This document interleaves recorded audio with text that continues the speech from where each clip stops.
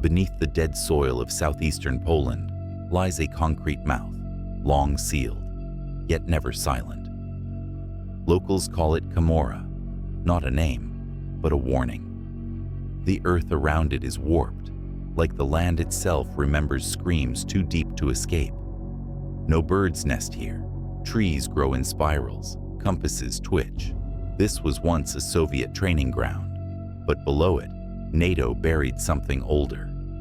A Cold War experiment built on Nazi doctrine, designed to fracture thought itself. In 2025, a recon team entered its deepest chamber. Only one voice came back, fragmented, layered, speaking in two languages at once. Their minds didn't return whole. What kind of weapon survives? By making you believe you were always it. They said it was just another digitization job, box after box of Cold War detritus from some buried NATO facility in Poland. I didn't expect to find the photo. It wasn't cataloged, wedged between cracked acetate sheets. A black and white headshot of a woman in an officer's uniform, face symmetrical to the point of unease. Her braid was tight, wound like a noose around her crown. When I fed the image through the flatbed scanner, the lights dimmed slightly. Then, the scanner jammed. The photo wouldn't eject, just sat there while the machine hissed and spat corrupted JPEG previews. In each one, her eyes had shifted, slightly, looking directly into the lens. In the last frame, her pupils were dilated like camera shutters wide open in darkness. I removed the glass manually. The scanner was fried, so was the feed line. I traced the breaker panel. Nothing had tripped. I logged it. I tried to move on. That night, I dreamt in German. Not like I was speaking it, but like it was my default state of thought. I've never learned the language, never had a reason to. And yet, I woke up with Verhaltens Anpassung echoing in my skull like a looped radio wave. Behavioral alignment. When I returned to the digitization suite the next morning, the badge scanner glitched, denied, flashed red. I held up my NATO ID anyway, and it flickered green. That's when I saw it, on the reflective screen of the dead scanner. My face, but slightly off. Her braid, her mouth, her eyes. Not mine, not entirely. I shouldn't have brought the photo home. I told myself it was for analysis, paper texture, spectral bleed, context scanning. But really, I wanted to see her again. As if the answer to something I couldn't articulate lived in that stare. At 2 a.m., my laptop lit up on its own. No movement, no notifications, just a single file in my temporary drive, kamora.dre.wav. I hadn't downloaded anything. I played it, static. Then the hiss softened, like breath behind a cloth. Then faint instructions, in German. A woman's voice, calm, rhythmic. Schauen Sie geradeaus. Denken ist Ablenkung. Wiederholen Sie. Face forward. Thinking is distraction. Repeat. I shut the lid, but the sound didn't stop. It bled into the room like it had burrowed into the walls.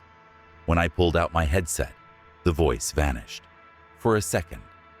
Then I realized it was coming from my landline. A NATO-secured line. Dead for years. Its receiver hung askew, humming a soft loop. Kamora Dre, Kamora Dre. I reported it up the chain. Got silence. Then a single reply. An attachment marked redacted. Inside was a scan of a personnel file. The photo was blurred, but the name wasn't. Instructor Protocol Krantz. Status. Dormant. Dormant? Not terminated. My inbox blinked again, and then purged itself. Clean. Like nothing had happened. Like I hadn't been pulled into something old enough to predate memory. I leaned back in my chair. For a moment, I could see the woman's face reflected in the window behind me. Only I was sitting alone. Unless I wasn't. They didn't contact me through official channels. A civilian courier knocked on my apartment door just after dawn.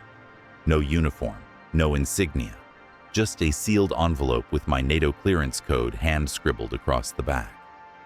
Inside, a one-way ticket to Warsaw, a contract labeled Kamora Recovery Initiative, and one instruction.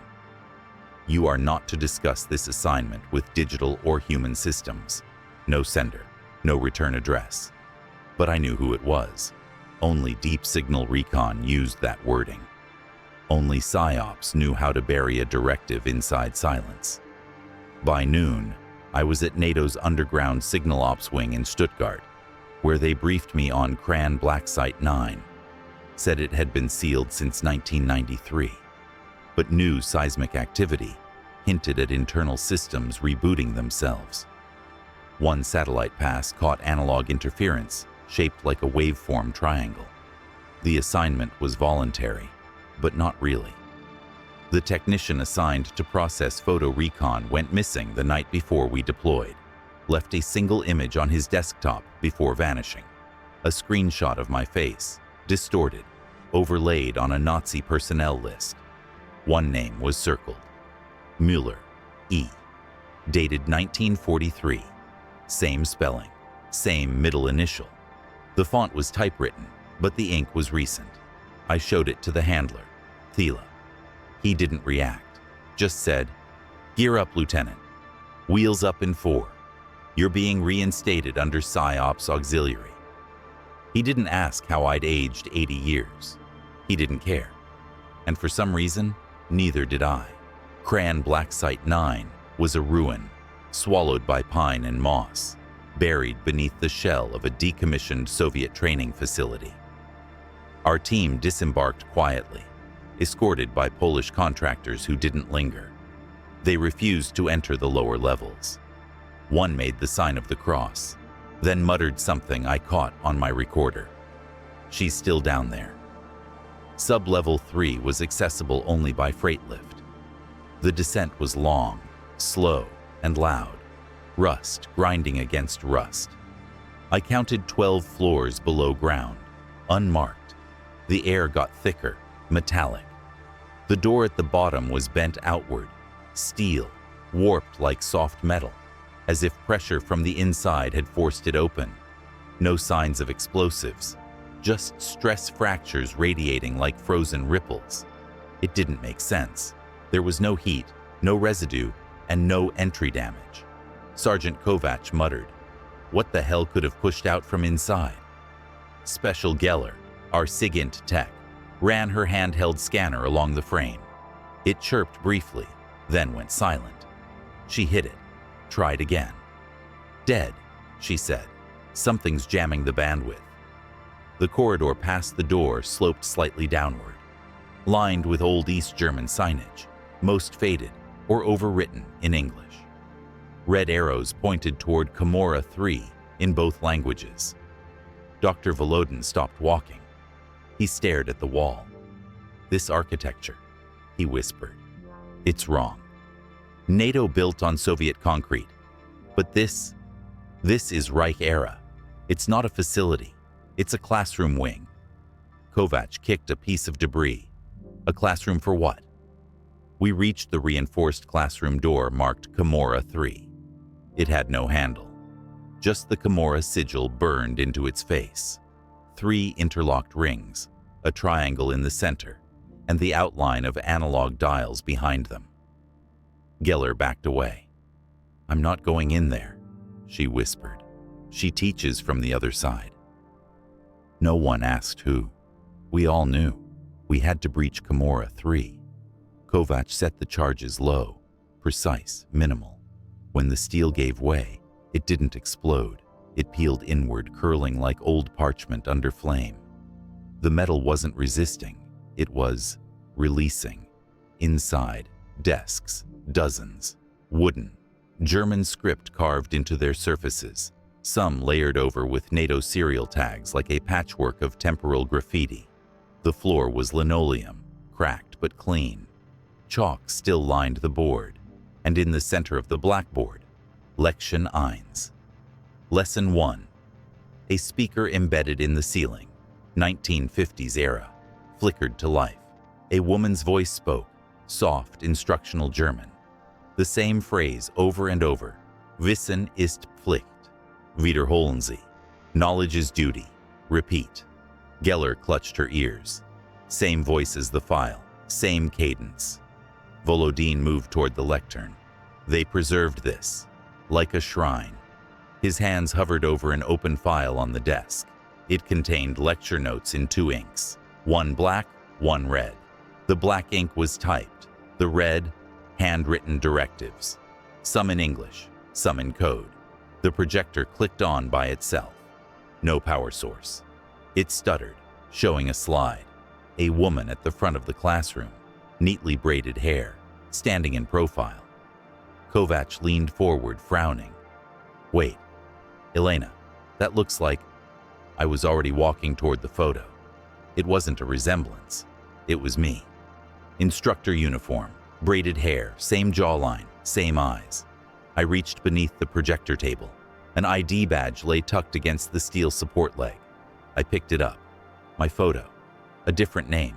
Krantz, Erica, Instructor Class 3. I blinked. My hands trembled, but not from fear. From memory, familiarity, muscle recall. A quiet whisper in my mind. Lesson 1. Begin again. Geller was the first to change. She stopped speaking English altogether by nightfall. Her notes turned to shorthand symbols none of us recognized. Loops, triangles, interlocking dials. She didn't remember writing them. She stood outside Kamora 3 every morning, eyes half shut, whispering in German. We had to drag her back twice. Then Corporal Haugen began setting up perimeter tripwires that no one had ordered. He logged protocols that didn't exist. Instructor's rules, he said, eyes glassy. I'm just preparing for lesson 2. No one had mentioned a second lesson. That night, Sergeant Kovac found Private Reyes staring into a broken bathroom mirror. He was repeating, I know who I am. I know who I am, like a mantra. But when I asked him who he was, he paused. He looked at me, then said, I think I used to be someone else. Later, Reyes showed me footage from his drone feed. He said he hadn't touched the edits, but the clip showed something wrong. Footage of me, standing at the front of Kamora 3, chalk in hand, teaching. Only I wasn't there. I didn't remember it, but the timestamp didn't lie. I'd been asleep, on camera, in the barracks. Kovac reviewed the clip 3 times and refused to watch it again. Then the SIGINT room lights shorted. Haugen pulled the power grid map and stared at it for hours. When I asked him why, he said, she doesn't want us in the dark yet. The lights stayed out until dawn. That was the night Reyes disappeared. We found him by the desks, sitting upright. Eyes open, no wounds, the projector spinning. He'd filmed his own death, but the camera file was just static. Audio, though, that was still intact. His last words, barely a whisper. I must not disappoint her. We moved our gear into the surveillance hub above Kamora 3. It felt safer up there. A lie we told ourselves. Special Chen, our last functioning signal tech, spent 3 nights decoding corrupted waveforms captured from the sublevel's magnetic bleed. She didn't say much anymore, just stared at spectrograms like they were scripture. Then she called me over. These aren't distortions, she said, pointing at the spiral-like patterns repeating in perfect intervals. They're instructions, mnemonic imprints, just like Psy-Ops used in interrogation labs. The frequency spikes aligned with words I recognized. Repeat, accept, obey. Even outside Kamora 3, the air hummed with suggestion. Volodin backed away from the console. These waves, they're older than digital. They're analog ghosts. Later, Chen found a wave pattern marked CRN83, the year Kamora was allegedly shut down. It pulsed on a loop, shaping what looked like vocal imprint keys.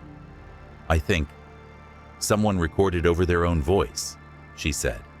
"Used it as a delivery method, a carrier." That night, I dreamed in a classroom. I was standing at the front, writing on the board. The words were in German, but I understood them without translation. I woke up with chalk dust under my fingernails. We pulled surveillance logs from the hallway camera outside Kamora 3. Timestamp, 3:17 a.m. It showed me, fully dressed in the instructor's uniform, walking alone into the classroom. But here's the fracture. I had no memory of it. My hands were clean, my boots were dry. Yet on screen, I walked like I'd done it 1,000 times. And behind me, just before the feed cut out, someone else stood up from a desk. That was the worst part. We weren't alone. We never were. It happened when we tried to jam the signal. Chen wired a noise disruptor to flood Kamora 3's airwaves with white noise and pulse interference bursts. At 2:14 a.m., the entire facility shuddered like a creature exhaling. All doors sealed. Steel hissed. Emergency locks thudded into place like final punctuation. Even the ceiling vents slammed shut. Then, the loudspeakers crackled. Not static. A voice. Mine. Layered beneath another woman's. Older, colder, clipped German phrasing shaped over my words like a mirror overlay. Wiederholen Sie Klasse. Lesson 2 beginnt. Repeat. Lesson 2 begins. The lights pulsed in sync with the cadence. Desks vibrated, some sliding toward alignment. Ava Geller pressed herself against the wall, eyes shut, whispering, "Make it stop. Make it stop." She wasn't listening to the speaker. She was hearing it inside her skull.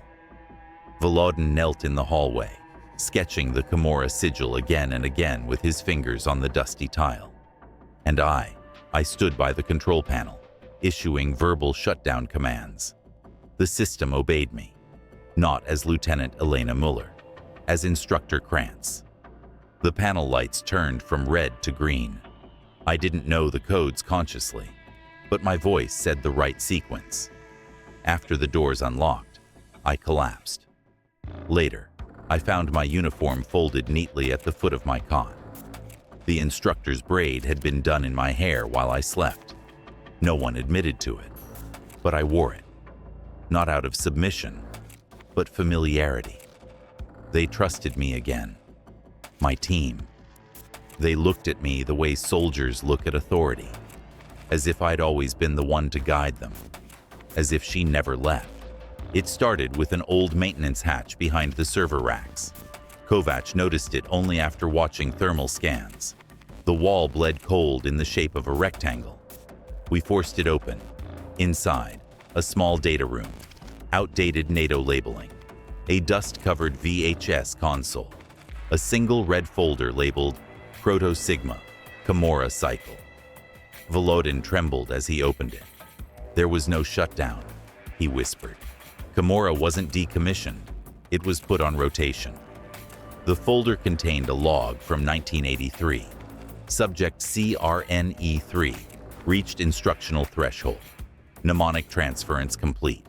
Proceed with re-echo propagation. Chen found a birth certificate hidden between pages. My name, my birthplace, but not Berlin. Kron facility. Same coordinates as Kamora. I didn't come to this place. I was returned to it. Geller stood frozen as the projector clicked to life, again on its own. This time, the reel showed training footage. A young girl mimicking instructional commands. Her voice crackled beneath the old instructors. Then the camera cut to black. A final frame in stark typeface. Cycle restarting. We turned. Haugen stood behind us, gun raised, but not shaking. His voice was quiet. Orders confirmed, instructor. I looked at Chen. She wasn't surprised. She nodded, just once, as if she had been waiting for me to remember who I was, or who I'd always been. From the darkness beyond the room, I heard voices echoing. distorted but recognizable. My team, calling to me. Only, they weren't saying Elena. They said, instructor. The classroom is ready, and I walked toward them, because I knew what came next. There's a sound memory makes when it breaks, not a crack, more like pressure, folding inward. You don't feel it at first, you become it. That's what happened as I stood inside Kamora 3's main hall, no longer observing, instructing. My mouth moved before thought arrived. I gave orders calmly, each in German. The intonation was perfect. I watched Kovac align the chairs. Geller adjusted the dial projectors. Haugen sealed the entrance behind us with practiced routine, and I let them. I don't remember deciding to wear the instructor's coat, but there I stood, its tailored wool stiff at the collar, triangle insignia pressed just above my heart. When I looked at them, they didn't see hesitation. They saw command. Even Volodin, shaking and sweat-slicked, stood at attention when I entered. No one called me Elena anymore. Volodin tried once. I turned to him and said, "That is not my name." My voice wasn't angry. It was empty, detached. In the control bay, Chen monitored wave fidelity. "Signals locked," she whispered. "Lesson 2 is live." She didn't question why that sounded right. I could feel it happening in real time. The conversion, thought becoming echo, memory fraying into programmed response. But the worst part? It felt correct. The team obeyed like muscle memory. Their drills were precise, their eyes glassy yet locked in. Somewhere, buried beneath the rhythm of command, I felt the faintest protest, like static under a broadcast. But it faded as I looked at the blackboard, unmarked, waiting. My hand reached for the chalk. The lesson would begin again, and we would be ready. There was a mirror nailed to the utility locker in Kamora's infirmary, warped, dust slick, fractured across its middle. I don't remember why I looked into it, but when I did, I saw both of us, my reflection and hers. Left side, Elena Müller, creased face, eyes dim with fatigue. Right side, the instructor, cold braid, collar sharp, mouth curled at the corners in something close to a smile. And then it spoke, before I did. "You're ready," it said. The voice vibrated low, inside the jawline, like resonance rather than breath. I stepped back, but the other did not. She remained forward, as if the glass were no longer reflective, just one-way glass, watching me, observing the parts of myself I could no longer command. The red emergency lights pulsed overhead, timed to the indoctrination tone still playing from the ceiling speakers. I touched my throat, felt the vibration of her words continuing. Only now they were mine too. Behind me, I heard dragging.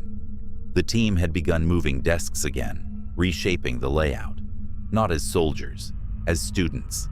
They said nothing. Their faces were slack.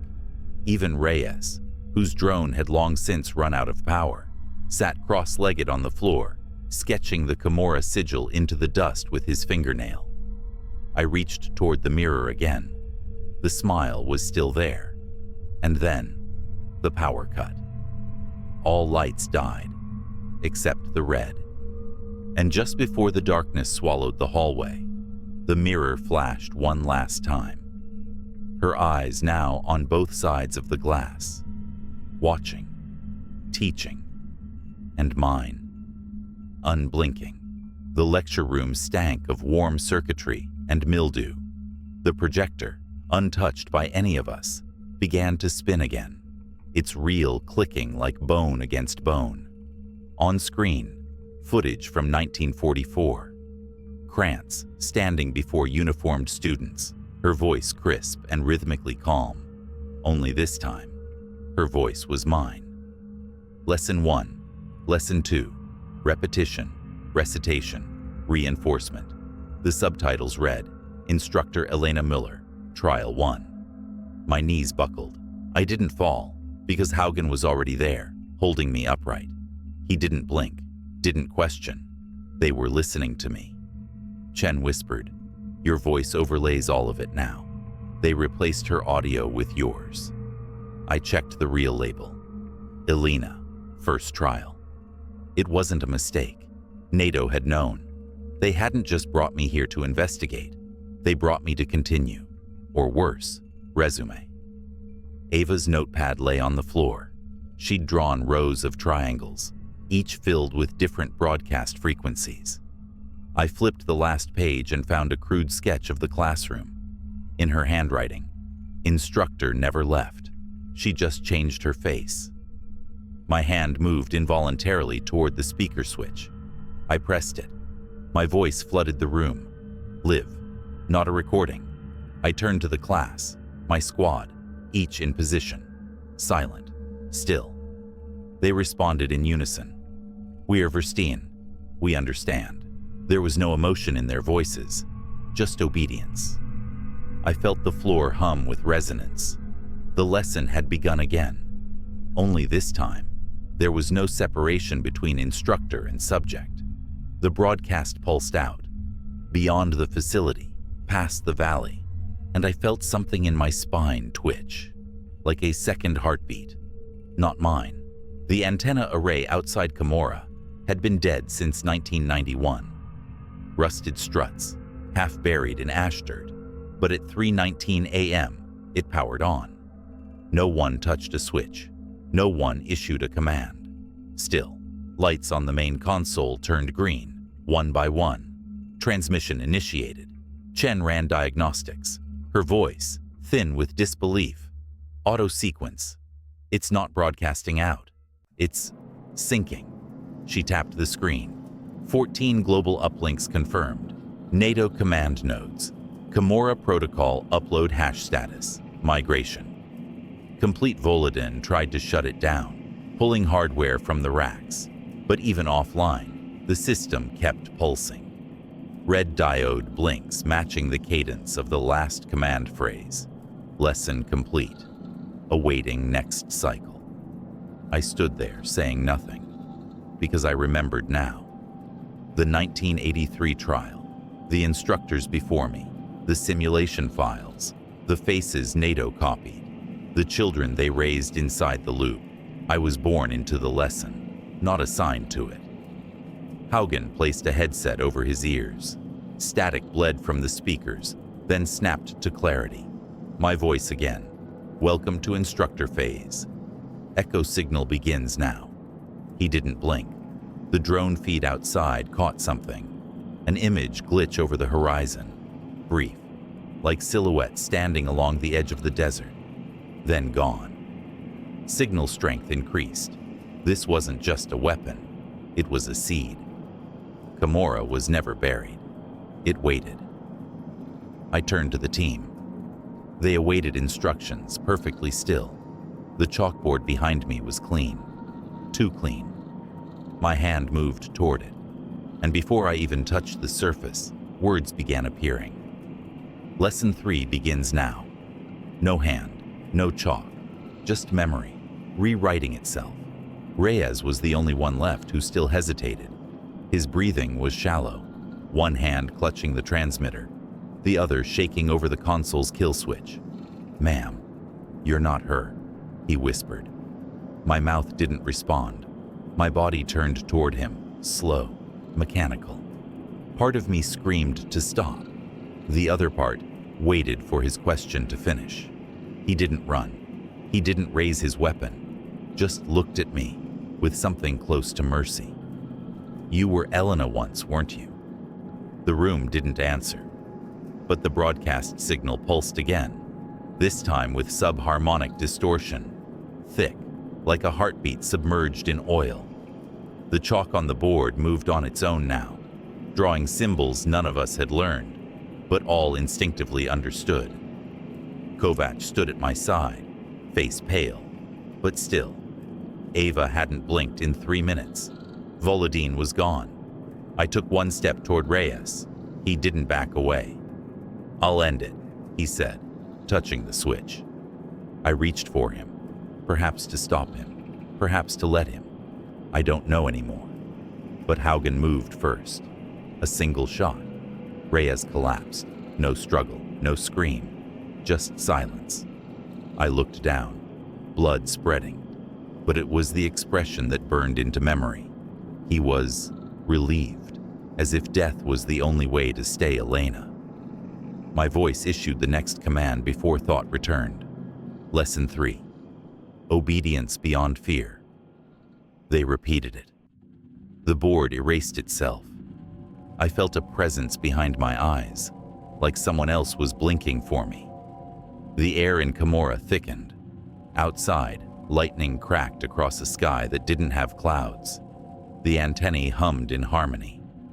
The gate wasn't metaphor. It was open. The body cam footage recovered from Kamora was classified under Level 6 Restrict. No sound, just visuals. One continuous recording, time-stamped 4:44 a.m. It shows me, Elena Müller, standing at the front of the lecture room, alone. Desks all filled, but with no one visible. I speak to them anyway. My gestures are fluid, familiar, my cadence exact, like a lesson I've taught 1,000 times. The strange part? My mouth syncs with 2 different audio overlays, NATO extracted separately. One is my standard comms voice. The other, Krantz's voice from 1944. They perfectly align, each syllable, each pause. I walk to the chalkboard. I write the same 3 rings, surrounding the triangle. Kamora's sigil. I tap each one once. The red emergency light above pulses in time. I begin again.